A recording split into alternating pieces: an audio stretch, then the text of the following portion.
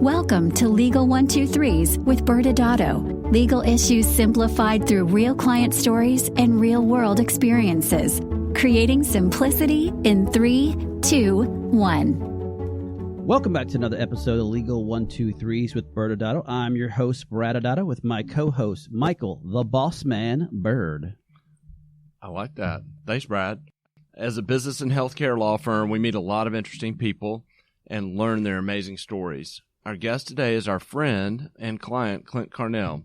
Clint's the CEO of both the HydraFacial company and OrangeTwist. You know, I'm really excited to talk to Clint. He has an awesome story. He has so much insight in the aesthetic industry. And typically, when we record a podcast, it's always great to have the guests live in studio with us. But that was 2019. So once again, we'll be recording this episode via Zoom.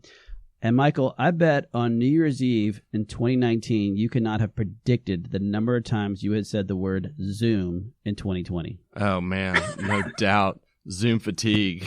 And I looked up some numbers on Zoom. Did you know that in December of 2019 that Zoom had an average of 10 million daily meeting participants? All right, that sounds pretty high. Well, 10 million is a lot unless you put it in context to April of 2020. The average meeting participants per day in April was 300 million. All right. So I feel like I single-handedly probably combined to the growth of the number of Zoom calls, meetings, and webinars I have attended since March of 2020. Yeah. I think we all would prefer to hear the word Zoom a little bit less. It's been a long and crazy year. The aesthetic industry has actually experienced a boom with so many people staring at themselves all day, every day. It's been called the Zoom boom. And so I'm going to formally introduce Clint so we can hear directly from someone running two businesses that are experiencing the Zoom boom.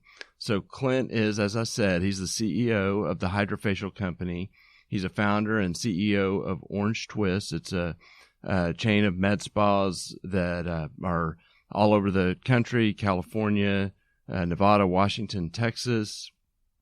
I believe this to be true. I found this on the internet. He was born in Anchorage, Alaska. Is this true? Wow. Okay. That's true. Grew up in Washington, attended Duke University on a soccer scholarship, and spent his entire career in healthcare and like us, mostly working with doctors. So we have that common thread, and started in ophthalmology and transitioned into aesthetics. And I know Clint wouldn't say this, but he's a true titan in the aesthetic space. And so, Clint, we're so excited that you could join us today. Thanks, guys. I appreciate it. It's good to be with you. I heard two things during that intro, though. I heard my fees are going up because Michael's the boss man, and I heard that I'm old. That's the two things that I'm taking away from a brilliant opening. So good to see you guys. Well, you know, we love to make our guests feel welcomed here.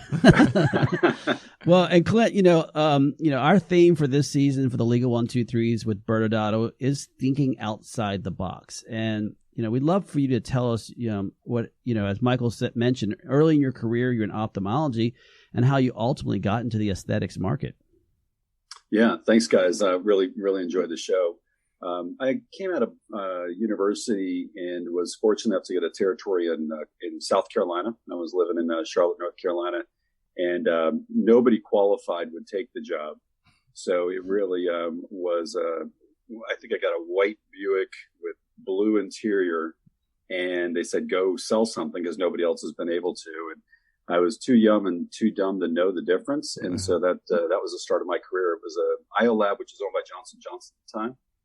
And really was a fantastic opportunity. It threw me at 22 years old, advising some of the world's best surgeons on how to put in intraocular lenses. So if that doesn't keep you out of the operating room, I don't know what would. And so how long were you kind of doing that gig?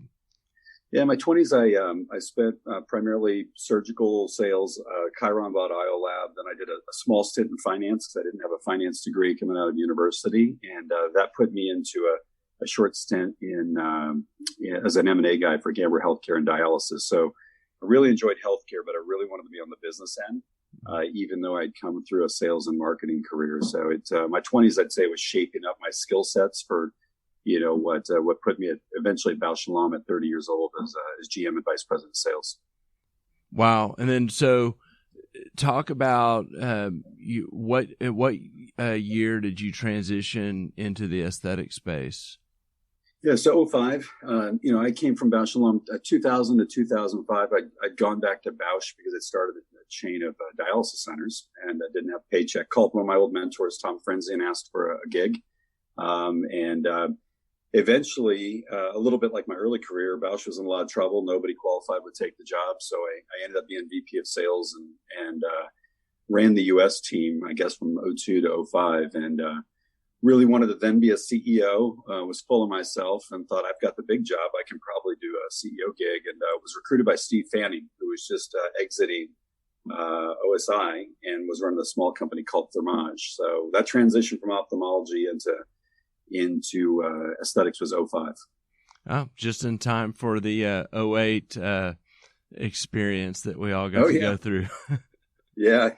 I zigged when I should have zagged. Is that the term? So yeah, but it was a lot of great lessons out of it, and I'm sure we'll touch on those.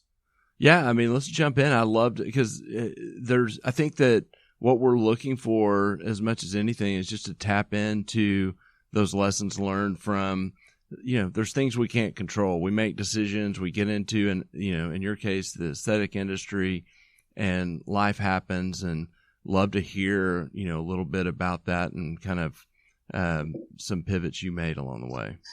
Yeah. And the older I get, I'm 50 right now, so I'm at least on the back nine or turning the corner. Resiliency is the only human characteristic I think worth beings now. And I think the older you get, as you go through these, it makes the next one easier. Probably before 2008, actually in 2001, just before 9/11 hit, I had just opened my dialysis centers. They weren't getting funded and the government shut down. My mom passed away. Wow. And we were under a hostel at Bausch. You got like three things and you're like 31, 32 years old. And those dark days, they're really dark. And I find that you just have to get up and, brush your teeth, make your bed, put your pants on and go to work. Because eventually we get through these things. Ironically, that made 2008 a little bit easier. I was running Thermage as the number 2 under Steve Fanning. We had just decided to acquire Fraxel, which was larger because they had missed an IPO window. And so we had, I think, combined like 800 or 900 employees. We were really excited. We were going to be a $200 million company. And the world started to fall apart before we'd even combine the companies. And as the world was falling apart, you may remember revenues plummeted. We were having to take people out of the business to save it. And the SEC, I think, approved the merger like on December 28th, right before we had to close the year. And we had a planned sales meeting for the first week of January. So every day we were meeting with the executive team, just trying to keep the business alive. But ironically, I was tougher the second crisis than the first. And do you feel like that those experiences also kind of prepared you for life of a CEO? Because I would imagine that resiliency and ability to, because you got to lead through that as well. And I'm just wondering how those experiences prepared you. Yeah, and look, you're both business leaders and thought leaders in space. I think people look to leadership. I always tell people, your people are only scared if the leader's scared and not communicating with confidence. I just had one of my AVPs in who I really, really respect, and he's former military. And he goes, boss, you were on the tank with a cigar saying charge pretty early in the pandemic. And I said, well, I was faking it. I was scared to death inside. And I'm, whether you're a father or a business leader or, a friend, there's times when it kind of calls upon you to lead, despite what your own reservations may be. And I think that I've learned a lot about myself in this pandemic and talking with other leaders I have as well. I've also seen people crawl up in the corner, put their thumb in their mouth, and, they don't seem like they're coming out anytime soon. So I've seen a very binary reaction during this pandemic. It's quite startling to me. And that leads perfectly right into the fact is right now, as Michael said, you are a CEO, but not only a CEO, you're a CEO of a company that, and it's public knowledge that HydraFacial was going through a huge transition, and that as the pandemic hit and the world shut down, how can you walk us through what it's like being a CEO of what that process is and what the experiences and lessons learned that you had during this time? You want to cry and nobody loves you because you're a CEO. I think we rank lower than the lawyers, when it comes to, public empathy. Wow, that's terrible. That is awful. Yeah. At least we have Congress. It was brutal, guys. I mean, I had two companies really excited. We were on our front foot. Both were looking at going through a transaction which would have injected more cash and a brighter future. And both companies, HydraFacial, we had to furlough within days of missing the transaction. We had to furlough 85% of our employees. And that for a company that had been growing at 50% year over year, very profitable, it's just hard to explain to 380 people as you're walking out the door. And we did it within 3 hours. So, and then everybody was sheltered in place, right? So you can't even hug them because we couldn't hug. And OrangeTwist went along the same parallel path. I literally was meeting with one leadership team and then moving to the other leadership team. With OrangeTwist, we were literally shut down by the governors, and so we had to furlough everybody with a leadership team.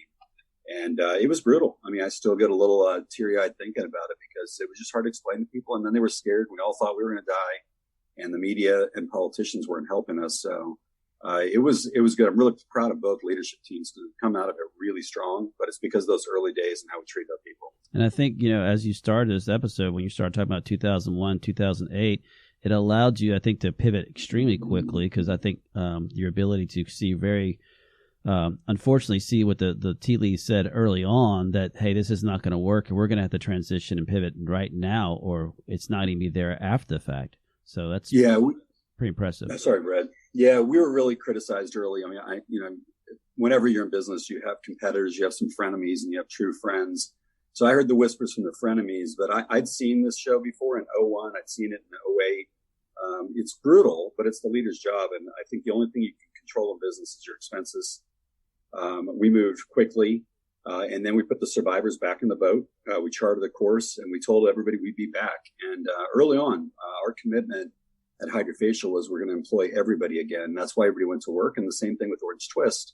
And I think now in reflection, a lot of people are giving us credit because both businesses are back in an extremely strong manner. And I think that could have been very different. If you make Melee's decisions on the way in, I think it's slow on the way out. So I'd say we're part of a V-shaped recovery, knock, knock, that keeps going.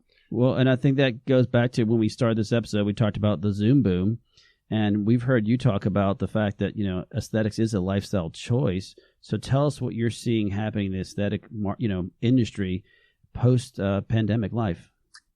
Yeah, I mean, you guys have been in it a long time. 2005, I think, nobody understood why I left Bausch & Lomb to go to a small company called Damage, and I think we've seen a massive change in these being lifestyle choices. They were largely thought to be vanity. Now this is just part of diet and exercise. This is part of general wellness.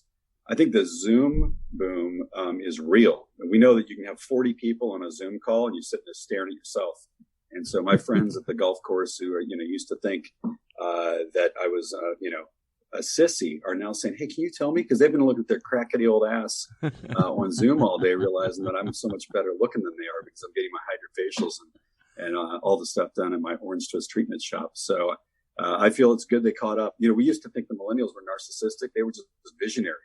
And I think us old Xers are starting to realize that.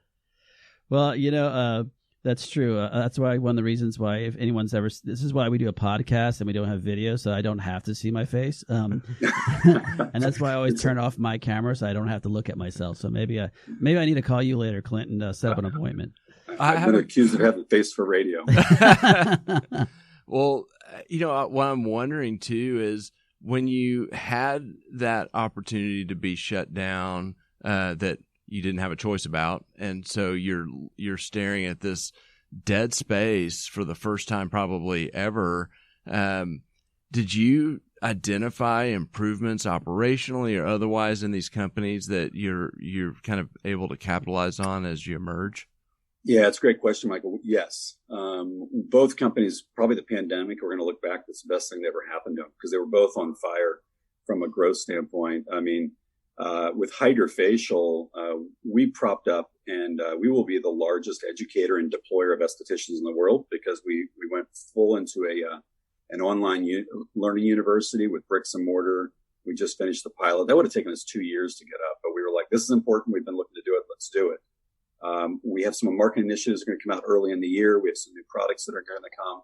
I'm a big fan of Stephen Covey's, I think it's Concentric Circles of Influence. We're focused on what you can control and your influence expands. Those who worry about things they can't control, their influence shrinks. I was very fortunate that Denise Keeler, Paul Gaynor, and Brittany Slater, the small leadership team at OrangeTwist, they've improved that business far greater than when it went into the pandemic. And we're seeing comps of 35% year over year. It's profitable. It's got 25% EBITDA at the same store. So if you meet my two leadership teams and the employees, you'd never guess that we're still in a crisis, because they're strong. They're fighting. They're optimistic about the future, and a lot of pleasure watching them go through this and emerge much better leaders.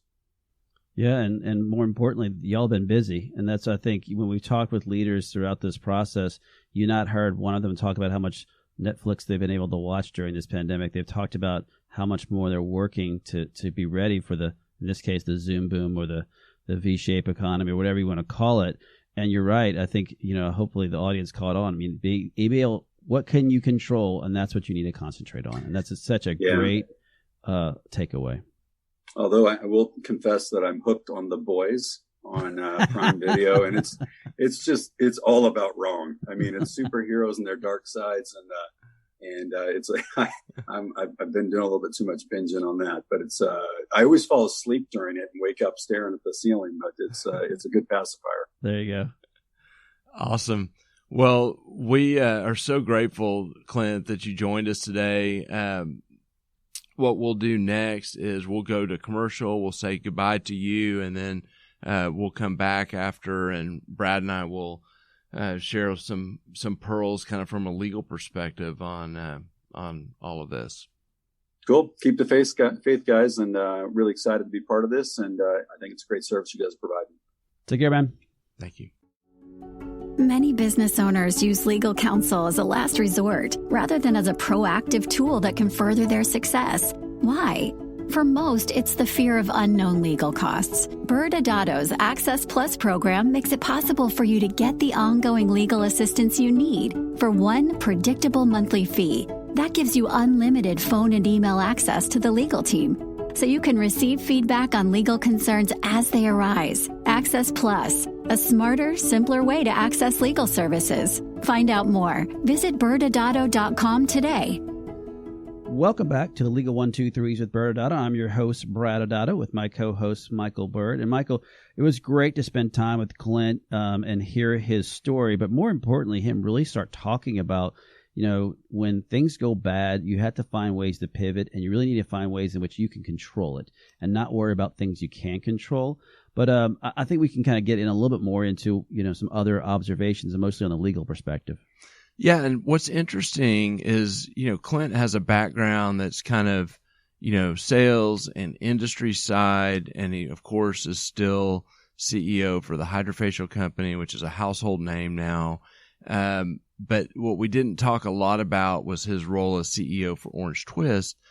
And what's different about that is that OrangeTwist is a provider-based business, and you don't historically see the level of sophistication that of a Clint Carnell or private equity and private money in the provider side. Now, I'm painting with a broad brush, and I'm talking specifically in aesthetics. We've seen it most recently happen in dermatology.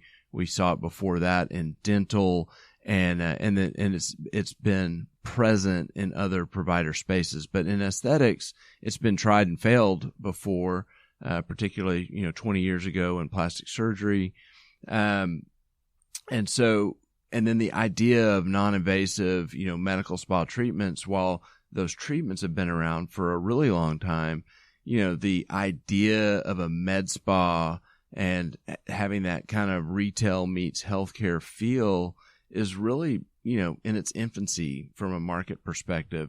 And so what I think of when I listen to Clint is that, the legal issues become more sophisticated as, we talk about non-doctors owning businesses that are, at the end of the day, they're practicing medicine, even though these are non-invasive treatments. And when you have big money coming in, they're bringing their traditional business practices to the table, which, they're trying to protect their investments. And so there's a lot to unpack there as we think about, how do you apply this private money, this level of sophistication to the, medical spa space or even the provider space. And kind of one additional data point I want to share is that in the last 3 months, I've had more calls about plastic surgery practices turning into or being acquired by private equity than I probably had the prior 2 years combined. And I've had those conversations both with private equity investors looking for counsel on how to structure it, and with practices who are seriously considering it and wanting to be on the front end of that. And so, and the issues are the same. They're very similar, whether it's a surgical plastic surgery practice or a medical spa. The basic foundational structural element is that these are all set up, for the most part, under the management services organization model, the MSO model. And this is familiar to many people in aesthetics. It's used often. It just tends to be used when the doctor has, one of their key injectors or one of their family members that are investing into the business, or other friends and family, not with real kind of big boy money like we're talking about here. And so observation number one from that structure is just to understand that with the more sophisticated money, the need to have your structure in place and kind of the T's crossed and the I's dotted becomes more important. And they're going to be, looking at everything. They're going to look at, is the MSO set up right? How's the money moving? How is the medical entity, which is the other part of this model, how is that set up? And how what are the boundaries on, both from an accounting perspective, and from, kind of underlying contracts and people. And so, it raises the stakes on how you run your business and the type of model that you need to be in. And then I'll add this. You and I speak all the time to doctors, to surgeons on planning their exit plan. And in fact, we just gave the most recent version a few weeks ago for ASPS. And we have our own fun names for the plans. And one of the new plans that we didn't bother kind of, sharing with plastic surgeons because it hasn't been a deal is what we call the Gecko plan. So Brad, tell us all, why is it the Gecko plan? So for those who remember, there's a movie that came out in the 80s or late 80s, early 90s, and then came back out again. I guess they had a remake about 5 or 10 years, but Gordon Gecko is a character in a movie called Wall Street. Yeah. And so he has a lot of fun lines that, greed is good and other things. So we just kind of had fun with it, calling it the Gecko plan, because it was all about Wall Street coming in and acquiring physician practices.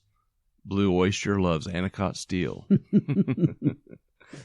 Okay, that's way too inside the baseball. Yes. So anyway, the idea of this other plan is that plastic surgeons are now having to consider this as a possible way that they exit their practice and understand, become educated on what that means, because it's what I just talked about having your ducks in a row from a structure perspective, but it's also understanding, what does this look like? This is typically the idea behind the Gecko plan is that a private equity is going to come in and they're going to acquire your practice.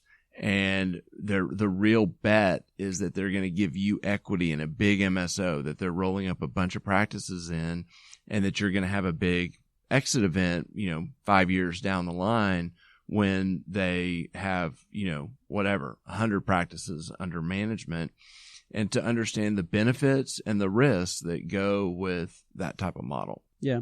And I also add in, he kind of talked a little bit about this, but, in reality, a lot of these plans eventually will need to get investors in it. Either private equity is going to come in and buy you, or you're going to have to bring people into it. And we've talked about this before, and I think season 1, episode 6 with Fast Cars Bottle Service in Jail with Jerry Arrow, and I think in episode 8 with the Unicorn Life with Jim Stanford, that because there's security laws involved and because we have healthcare laws involved, you have to be really careful about understanding when you are selling your business, either partially or otherwise, that you're actually entering into two different legal worlds with the private securities and healthcare laws. And so anyone who's interested in stepping into that space, no matter what, if you are going to have someone invest in your entity, your MSO, or you want to bring investors into your MSO, is you have to really protect yourself from future claims. And that's going to be that you're going to have to really think through on your own due diligence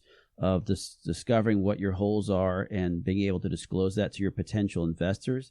Those investors, hey, if I give you my dollar, Michael, I want to know, what do I get in return for that dollar? How much ownership do I get, or am I getting potential options down the road? And then you have to tell me, what do you plan to do with that money once I give it to you? And then with the healthcare industry, Michael, you were kind of talking about the corporate practice of medicine, which probably could spend 45 minutes alone just talking about that statement by itself. But there's a lot of risk involved in any industry, but the healthcare, because of all the regulations and rules, it's especially heightened. And so as you get these monies from these different individuals, you need to be very careful about, what am I going to be using with these supplies? Am I going to be going out and buying more equipment? Am I buying more practices? And, it can't be, invest in me, and then I'm going to take my private jet to Vegas and spend it in casinos, which we don't know anything about that, Michael, at all, right? That might be season 3 when we talk about. But, and so as you progress, and then, if you're on the outside looking in, the same things come to, like, hey, I'm thinking about investing in this MSO. You need to conduct your due diligence the same way, understand how the cash flow is being moved from place to place, understand whether they understand, if they're in the healthcare industry, all the rules and regulations surround it. So there's a lot of pieces that are like, I always say, when I have a deal come across my desk that says we have to close real fast, those make me very nervous, especially if you don't know all the moving pieces. Yeah, hurry up is usually a bad sign. And by the way, Brad, the message I'm getting from every single doctor that I'm talking to on these private equity deals is that the private equity is pressuring them to hurry, that they want to be at the front of the line and the first ones in because they're going to get the best deal, which maybe they'll get a better deal, but they should be, because they're taking more risk. Yeah, absolutely. Well, I think, I love having Clint on today, and I think that he had a lot of great wisdom, and I'm glad we get to spend that time with him today. Yeah, it's great. Thanks again for joining us today. And remember, if you like this episode, please subscribe, make sure to give us a 5-star rating, and share with your friends. You can also sign up for the ByrdAdatto newsletter by going to our website at ByrdAdatto.com. ByrdAdatto is providing this podcast as a public service. This podcast is for educational purposes only. This podcast does not constitute legal advice, nor does it establish an attorney-client relationship. Reference to any specific product or entity does not constitute an endorsement or recommendation by ByrdAdatto. The views expressed by guests are their own, and their appearance on the program does not imply an endorsement of them or any entity they represent. Please consult with an attorney on your legal issues.